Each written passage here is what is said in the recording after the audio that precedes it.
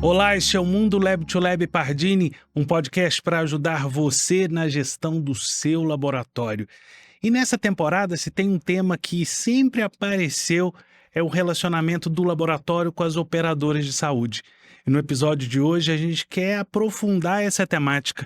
Não é isso, Roberto Santoro? É isso, Rafael. Hoje é um dos episódios mais importantes, porque nós vamos discutir a visão das operadoras de saúde em relação aos laboratórios. E a gente trouxe para conversar sobre esse tema uma pessoa que representa muito bem a visão das operadoras de saúde. Dr. José Augusto Ferreira, diretor de atenção à saúde da Unimed Nacional. Prazer tê-lo conosco. Prazer é todo meu, Rafael, Roberto, e acho que o tema que vocês escolheram, assim como é importante para vocês, para nós também é de toda a importância. É importante, José Augusto, em várias gravações do podcast, o Roberto terminava e falava assim, temos que trazer Dr. José Augusto, temos que trazer. Então é muito bom tê-lo conosco e acredito que o Roberto tem muitas perguntas na manga para poder aproveitar esse papo e certamente isso vai ser muito rico para a nossa audiência. Sem dúvida, eu estou aqui para contribuir e para aprender com vocês também. É um grande prazer. Antes da gente... Daqui a pouco a gente vai apresentar um pouquinho do sistema Unimed, mas antes tem uma pergunta muito importante. Operadora e prestador de serviço, essa relação é de amor ou de ódio? Não é de amor nem de ódio. É uma relação de interesses bilaterais que se confluem na maioria das vezes, mas que às vezes tem alguns interesses que são conflitantes e que a gente tem que gerenciar, a gente tem que discutir e elaborar a solução. Ótimo, Zé Augusto, seja bem-vindo, é um prazer estar novamente aqui com você e essa relação é uma relação de interdependência, que é o nosso objetivo, que tem todos os seus desafios de uma maneira geral. Agora, Zé Augusto, uma parte essencial da nossa cadeia de valor em saúde é a operadora de saúde. Nós estamos num sistema suplementar que tem essa cobertura nacional das operadoras nacionais, que são responsáveis pelas vidas, e os prestadores de serviço. Na sua visão, qual que é hoje o maior desafio nesse relacionamento entre o prestador e uma operadora de saúde? Bem, eu creio que a saúde suplementar hoje ela tem 50 milhões de clientes, 51 milhões de clientes. Destes, 40% são do sistema Unimed, ou seja, o sistema Unimed ele é o maior player do mercado na área de saúde suplementar. Só que o sistema Unimed ele se divide em 270 Unimeds que são operadoras. Em Minas Gerais são 61, em São Paulo são quase 80 e em todos os estados brasileiros, ou seja, a gente tem uma participação, uma presença em 94% dos municípios brasileiros. Isso faz com que, primeiro, a gente seja, o sistema Unimed como um todo, seja a principal interação dos prestadores de serviço é feita conosco. Em segundo lugar, eu acho que a grande questão entre a operadora e o prestador de serviço é achar o caminho da sustentabilidade. Sustentabilidade que eu digo do ponto de vista de prestação de serviço de qualidade e com uma sustentabilidade econômico-financeira também. Todos vocês viram ao longo dos últimos anos as dificuldades pelas quais passou o sistema de saúde suplementar. Nós tivemos 2 anos, 2022 e 2023, onde mais da metade das operadoras fecharam o ano com resultado operacional negativo. Ou seja, uma empresa que fecha com resultado operacional negativo seguidamente, ela perde a viabilidade, ela perde a sustentabilidade. Então é preciso entender o movimento, é preciso entender as características do cenário atual para que a gente possa construir esse futuro de forma mais assertiva, mais adequada e mais sensata, eu diria. Não, ótimo, Zé Augusto. Uma pergunta assim até mais qualitativa. Hoje, como que uma operadora, qual que é a visão da operadora em relação ao prestador de serviço? Qual que é o objetivo dela? Como que ela avalia, qualifica? Tem que questões técnicas, tem questões de compliance, de tamanho. Quais são as principais variáveis na escolha de um prestador de serviço por uma operadora? Uhum. Roberto, eu acho que são 3 ou talvez 4 os grandes objetivos dessa relação. Número 1, qualidade. Quer dizer, quando eu falo de qualidade, eu estou falando desde estrutura física, desde cumprimento de regras, de normativos, de vigilância sanitária e outros pertinentes à área do prestador. Eu estou falando também de satisfação do cliente na hora do atendimento. Eu acho que esse é um ponto que a gente pode voltar a abordar ao longo da nossa conversa. E estou falando também da qualificação técnica, ou seja, de que o serviço seja prestado com uma com a adequada qualidade técnica do serviço. Nós estamos gravando esse episódio hoje e nesse fim de semana nós fomos surpreendidos por exatamente a questão de um laboratório lá do Rio de Janeiro, aquela questão da transmissão do HIV, etc, etc. Ou seja, aquilo é tudo que nós não queremos que aconteça. Então, essa é a questão da qualidade. A segunda questão é a questão do custo da prestação de serviço e, obviamente, do lado do prestador, a receita da prestação de serviço, que ela tem que ser equacionada, ou seja, eu não posso querer apenas, aí é que entra, Rafael, o amor e ódio que você me provocou. O preço não pode ser destoante do que é o custo que eu tenho condições de custear ou de manter.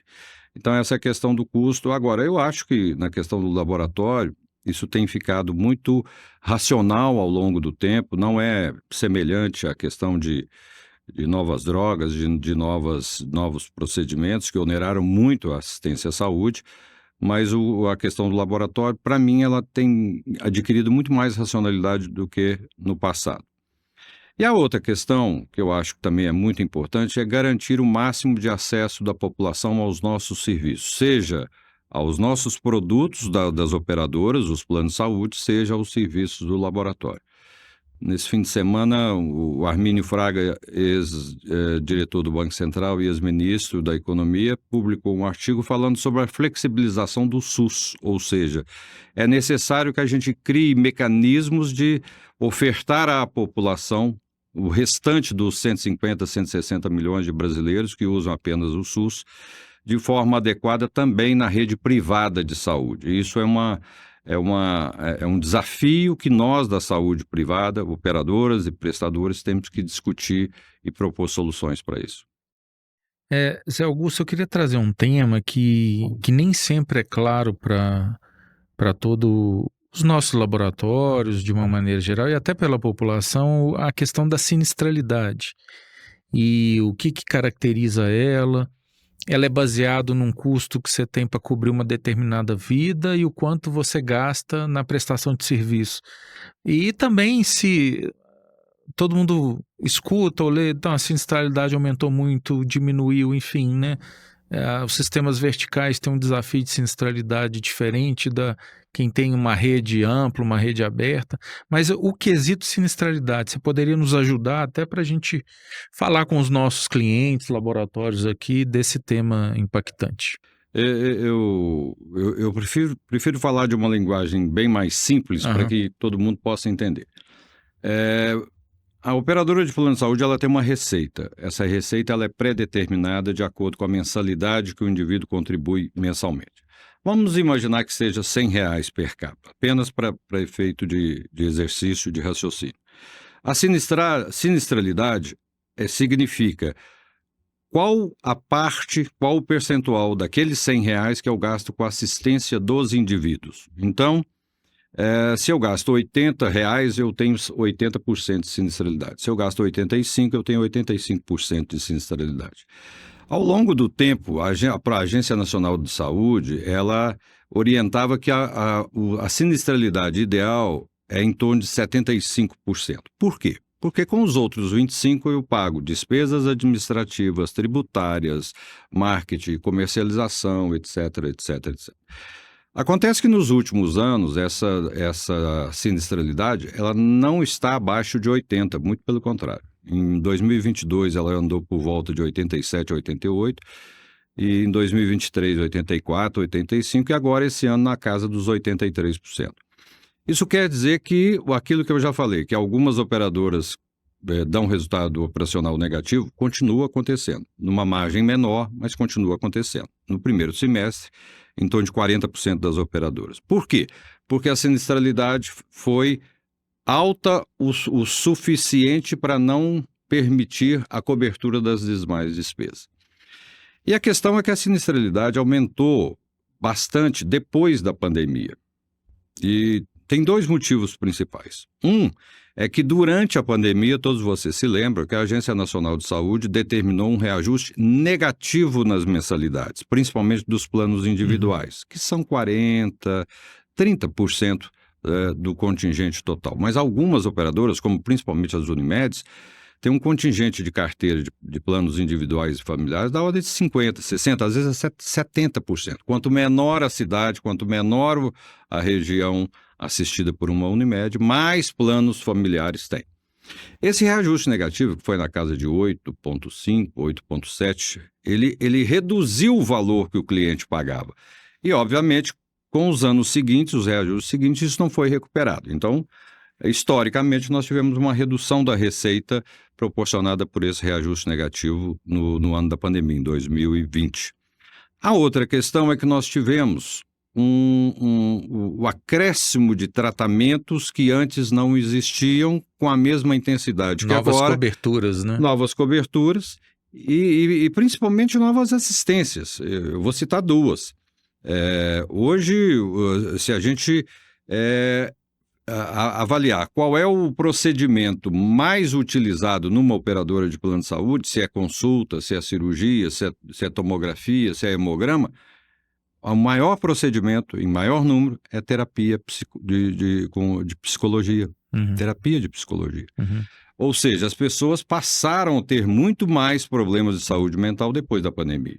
Então, esse foi um custo adicional que nós tivemos. Segundo custo adicional, as terapias para transtorno do espectro autista. Esse número de crianças a mais que nós passamos a atender, hoje representa 8% do gasto de uma operadora. 8% é semelhante ao que nós gastamos com oncologia. 8% é semelhante ao que nós gastamos, muitas operadoras gastam com patologia clínica. Então, é um custo adicional que nós passamos a ter. Além também de novas, principalmente de novas terapias e novos medicamentos. Né? Hoje nós temos uma terapia para doenças neoplásicas sanguíneas, o CAR-T, que custa R$3 milhões. Hoje nós temos o Zolgensma, que é para atrofia medular espinhal, que custa de 6 a 7 milhões de reais um tratamento. Então são tratamentos muito onerosos e os medicamentos novos na área de oncologia são também absurdamente mais caros do que os quimioterápicos do passado. Então, o que está acontecendo é um grande desafio para nós, as operadoras. É racionalizar o custo de um lado para conseguir absorver esses novos custos do outro lado.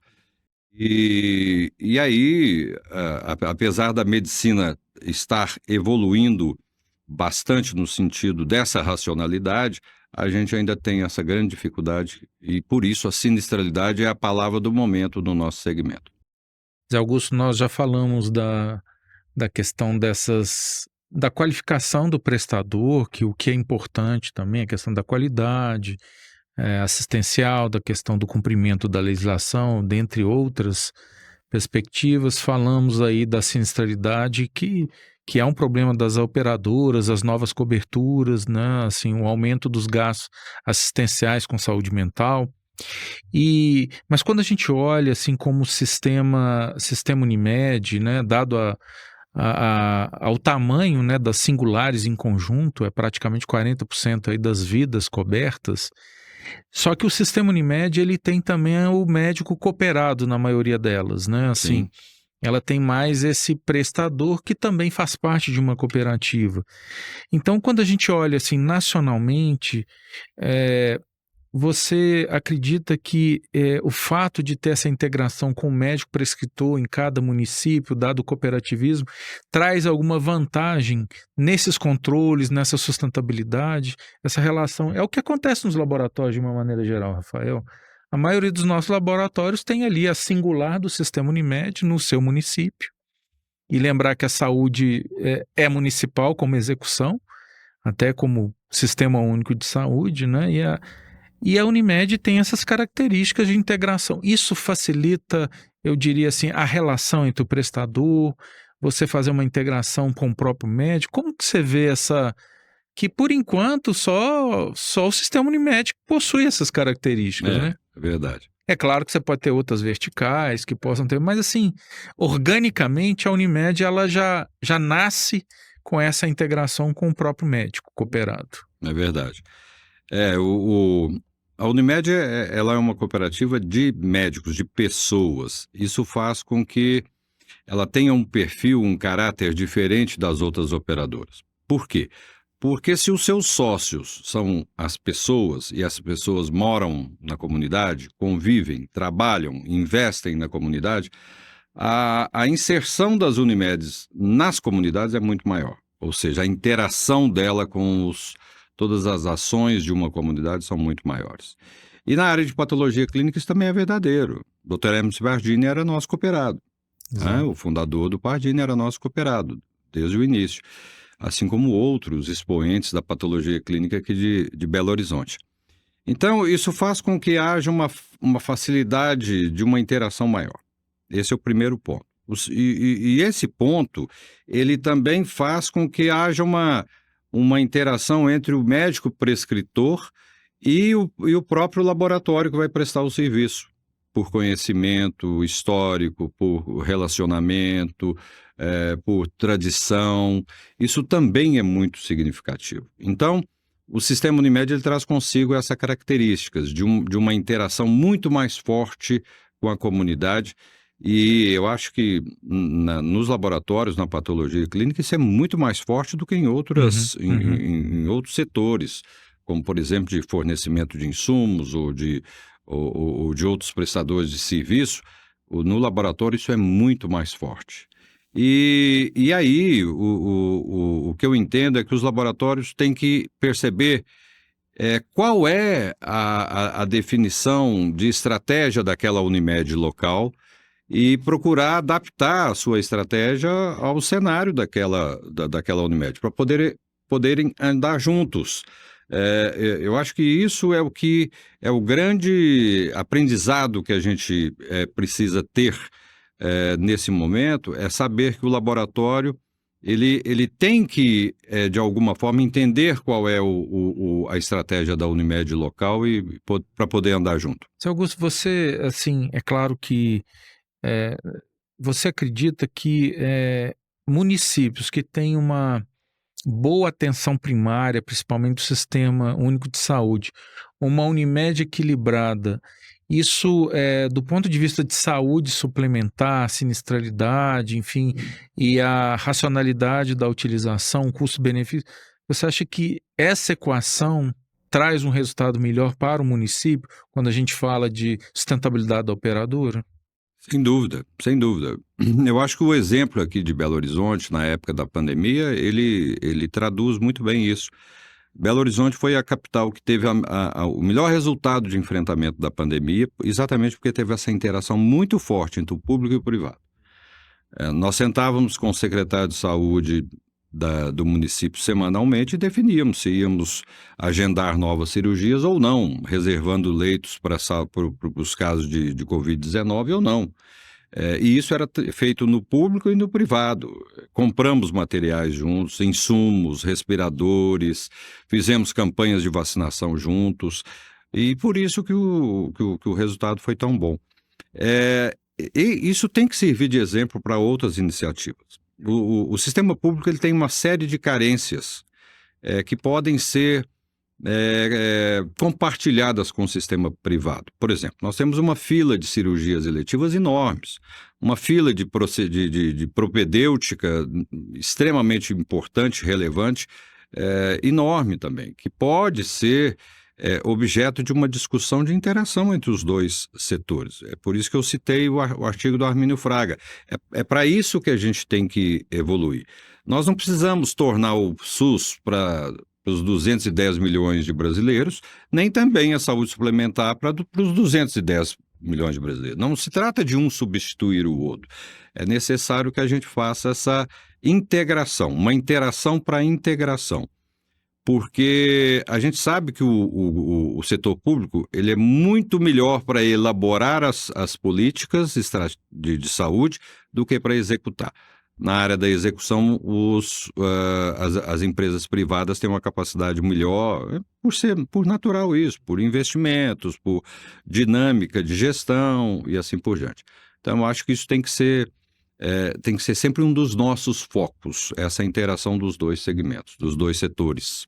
Então, José Augusto, nos ajude, por favor, como que um laboratório, principalmente num pequeno município, pode dialogar com a sua operadora local ou com o seu grupo de operadoras locais para chegar num melhor denominador de relações e também de sinistralidade, de valorização do trabalho.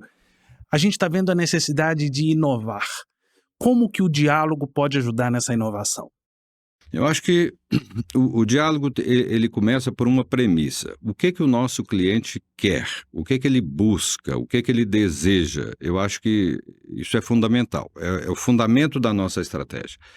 Eu acho que a pandemia nos ensinou que nós, consumidores, temos formas diferentes de consumir produtos que antes a gente consumia de uma forma só.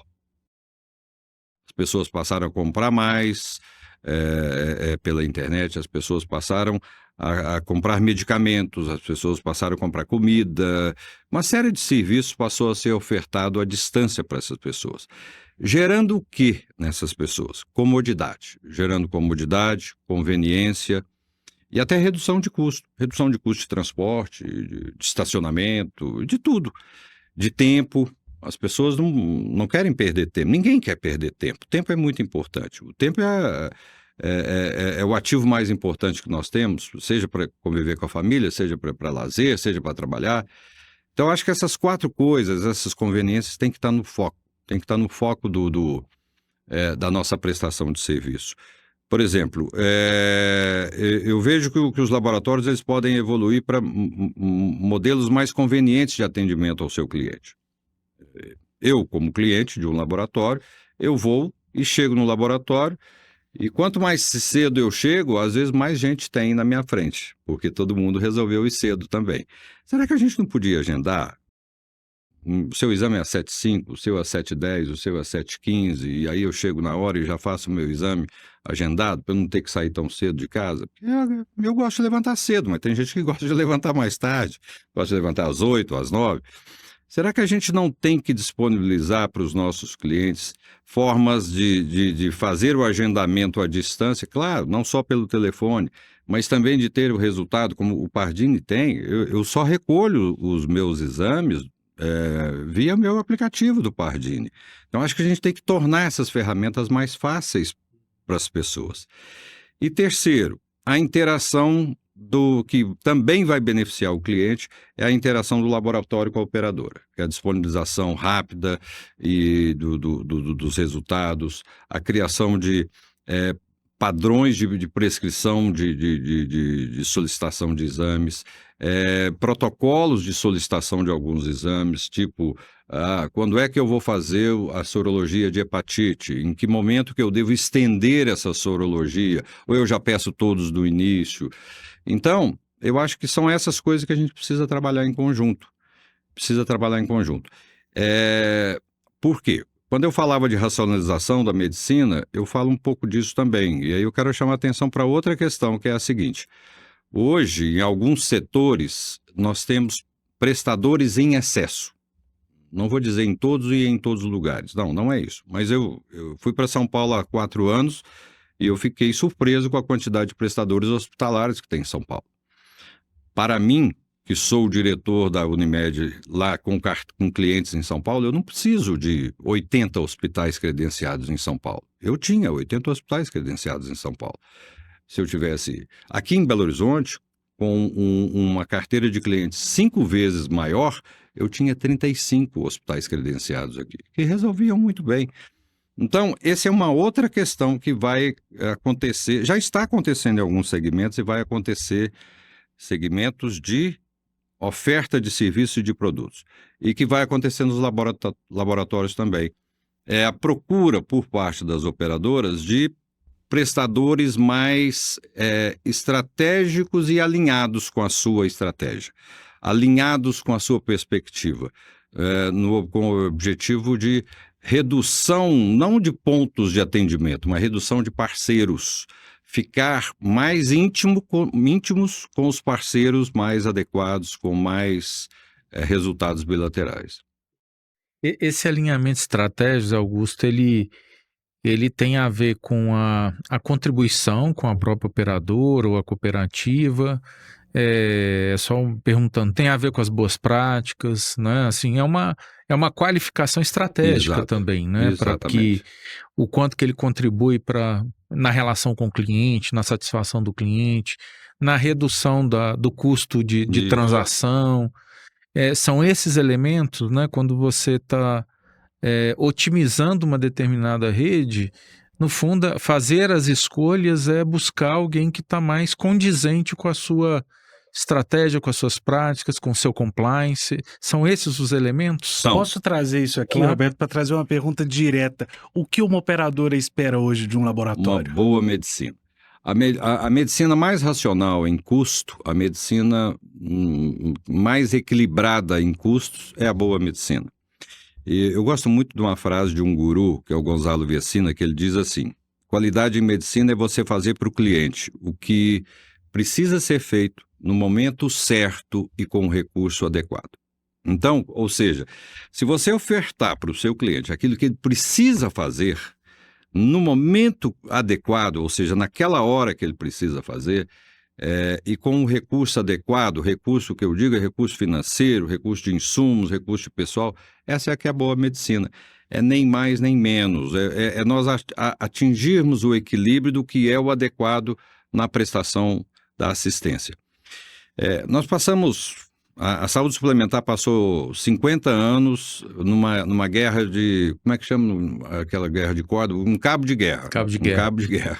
Um de um lado procurava faturar mais, enquanto que o outro do outro lado procurava pagar menos. Passamos, e aí vem os fenômenos que a gente conhece no mercado, né, Roberto? Glosas, falta de autorizações atrasadas. Esse é o cabo de guerra que nós vivemos durante 50 anos. E aí a gente tem que sair dessa lógica.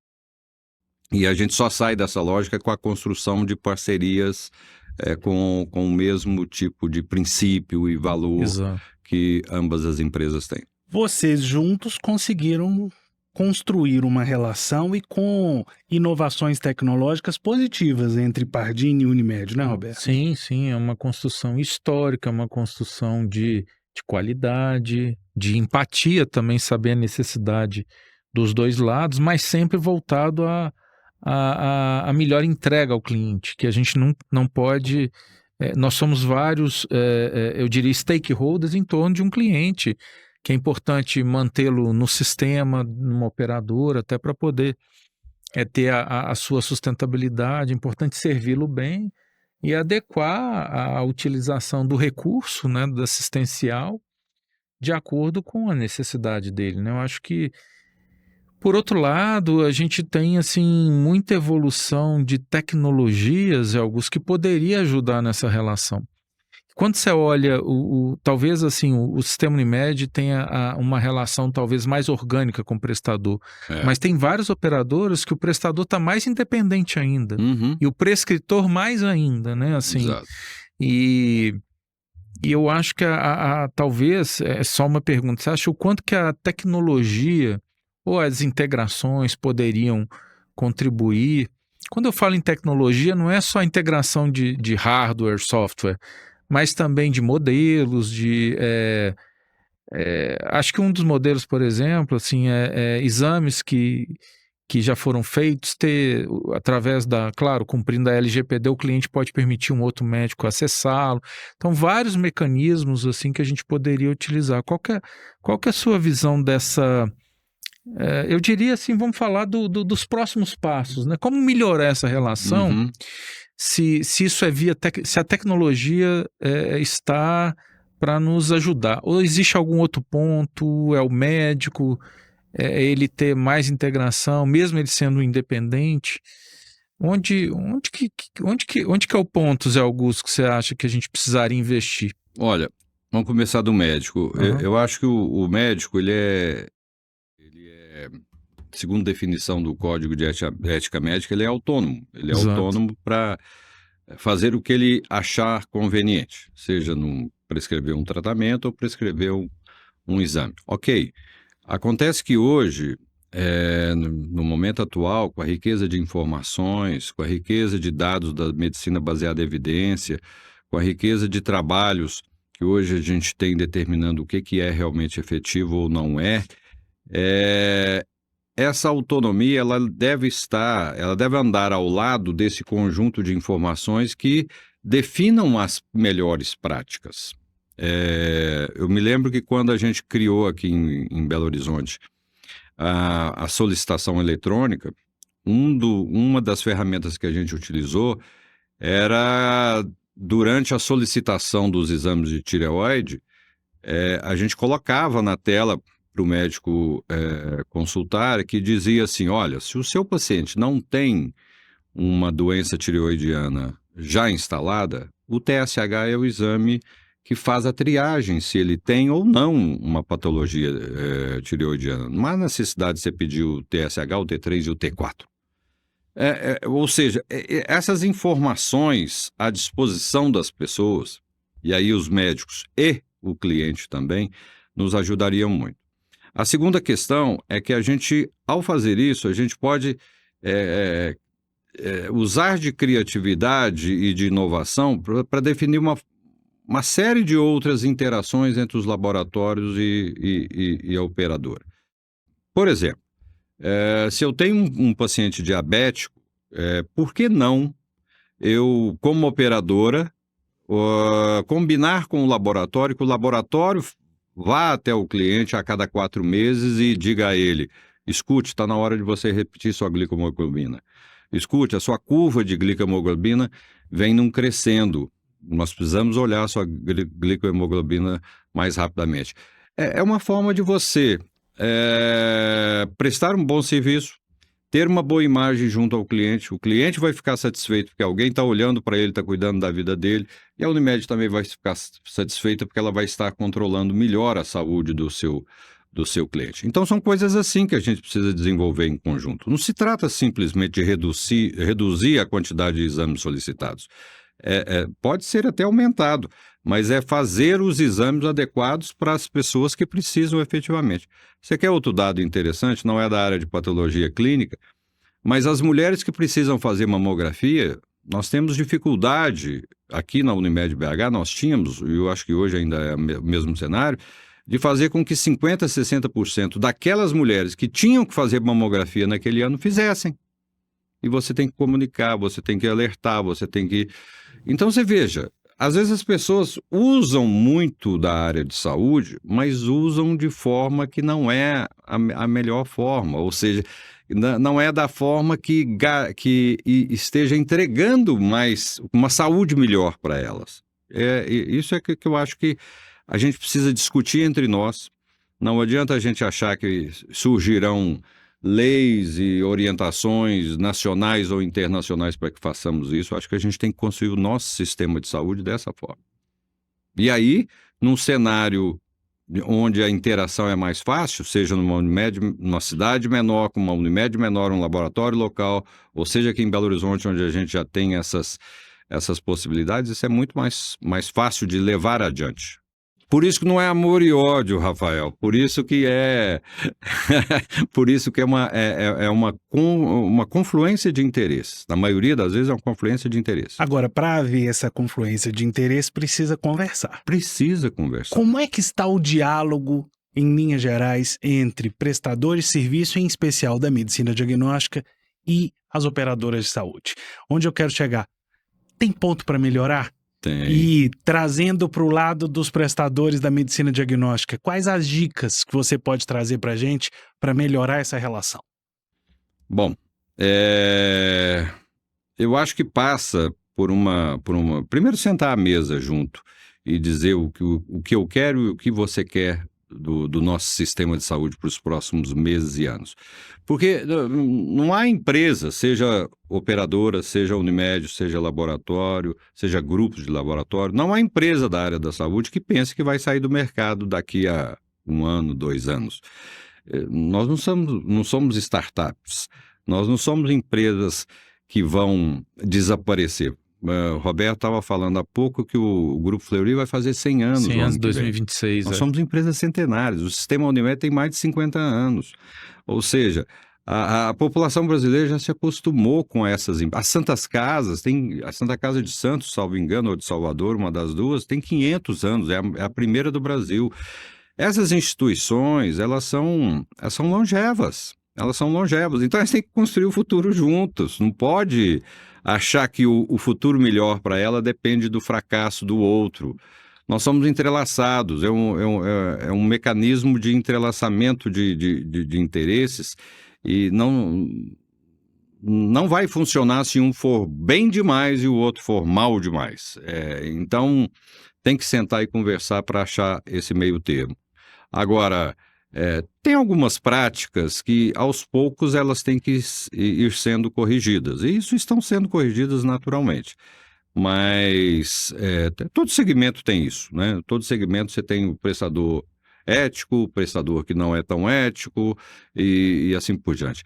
Mas essas práticas estão sendo corrigidas ao longo do tempo. O mercado tem ficado com operadoras e prestadores mais qualificados, vamos dizer assim. Ele está concentrando a margem é pequena, se a margem é pequena, quem fica é o mais eficiente, e aí o mercado vai se consolidando ao redor dessas empresas. Tem um ponto que o Zé Augusto trouxe, essa questão de boa prática, de compliance, de transparência, ele é um ponto fundamental. É a base zero, né, de tudo, de todo relacionamento. Cumprir as boas práticas, enfim.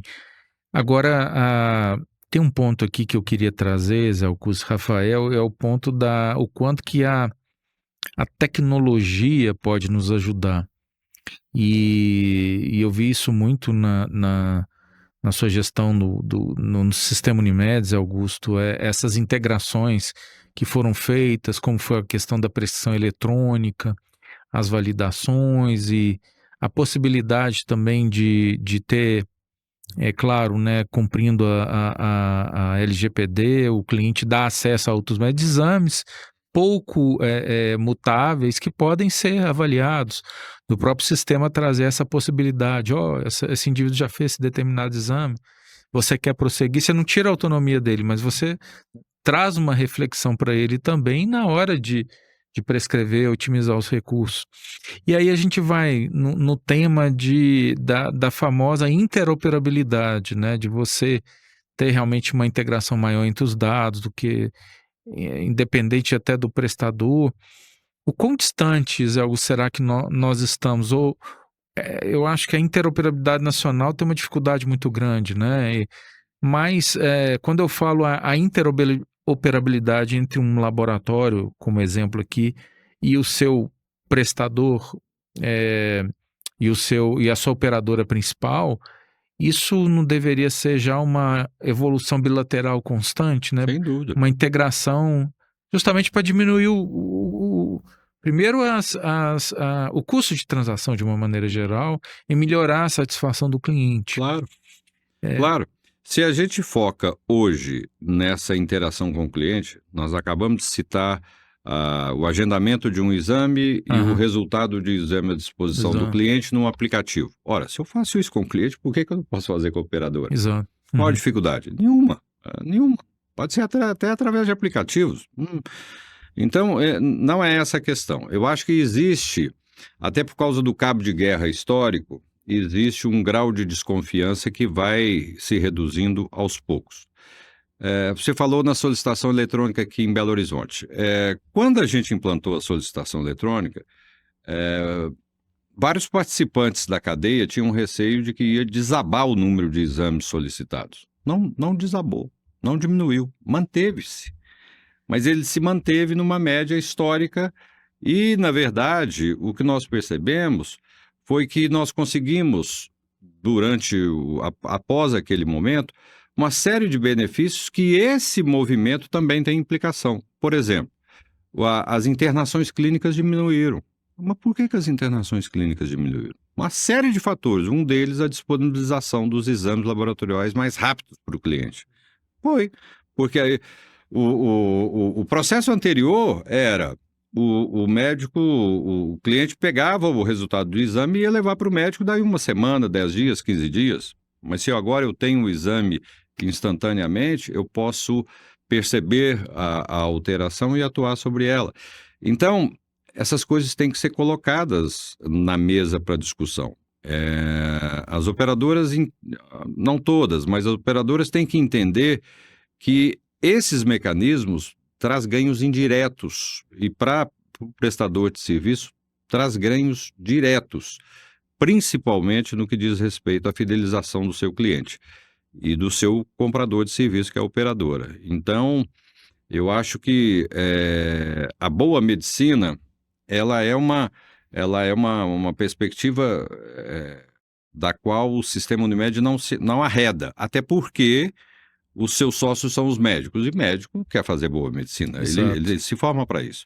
Então, o objetivo da boa medicina dentro do sistema Unimed traz para o laboratório também o desafio de seguir o mesmo caminho da boa medicina.